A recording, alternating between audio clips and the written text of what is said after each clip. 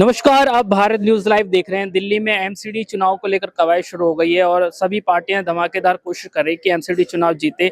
और आज कांग्रेस ने भी प्रेस कॉन्फ्रेंस करी थी और बीजेपी और आम आदमी पार्टी पर बड़े आरोप लगाए। अभिषेक जी, आप भी इतने समय से दिल्ली की सत्ता में रहे, आप खुद भी बहुत टाइम से निगम में आप काम कर रहे हैं, अपने विधानसभा का चुनाव भी लड़ा, लेकिन इतने आरोप लगाने की जरूरत क्यों पड़ रही है आज आम आदमी और पार्टी और बीजेपी पर?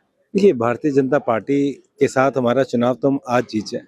भारतीय जनता पार्टी के साथ साथ जिस तरीके से उद्योगपति, प्रशासन, इलेक्शन कमीशन और साथ में उनका झूठा प्रचार, इन सब के साथ हमारा चुनाव होता है।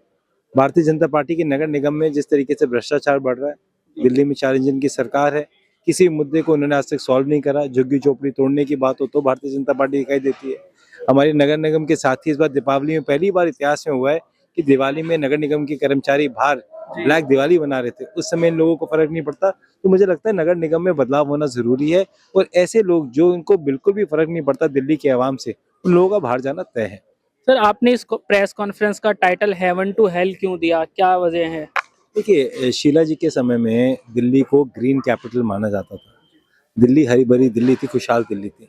जिस तरीके से 11 साल में एक ग्रीन दिल्ली को पोल्यूटेड दिल्ली बना दिया, तो एक स्वर्ग की जिस तरीके से कल्पना करते हैं, हरी भरी दिल्ली, साफ सुथरी रोड, अच्छा पानी, अच्छा वातावरण, आज दिल्ली किसके लिए जाना जाती है?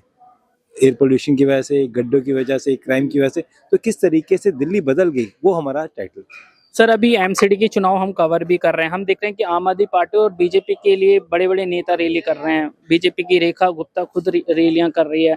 कांग्रेस में उस तरीके का एक्टिवनेस नहीं देखने को मिल रहा है।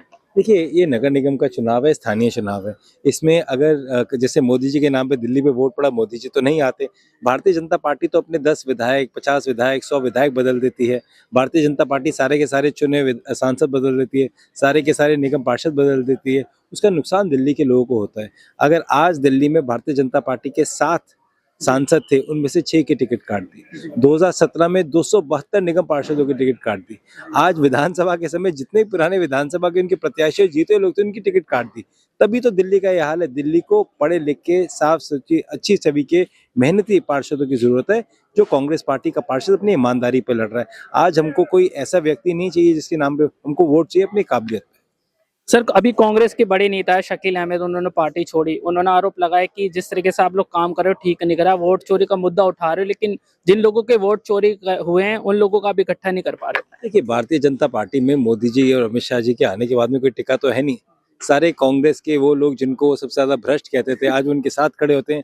एनसीपी के अजीत पवार उनके साथ खड़े होते हैं, एकनाथ शिंदे उनके खड़े होते हैं। देखो, भारतीय जनता पार्टी जिस तरीके से ईडी सीबीआई का दबाव डाल के करप्ट लोगों को अपने हाथ जोड़ रही है और उनको क्लीन टैग दे रही है वॉशिंग मशीन में डाल के, वो कांग्रेस पार्टी की सोच नहीं है। सर, ये आखिरी सवाल है, एमसीडी का इलेक्शन चल रहे हैं 12 सीटों पर, क्या स्ट्रेटजी रहने वाली है और कितनी सीटें आप जीतने जा रहे हैं?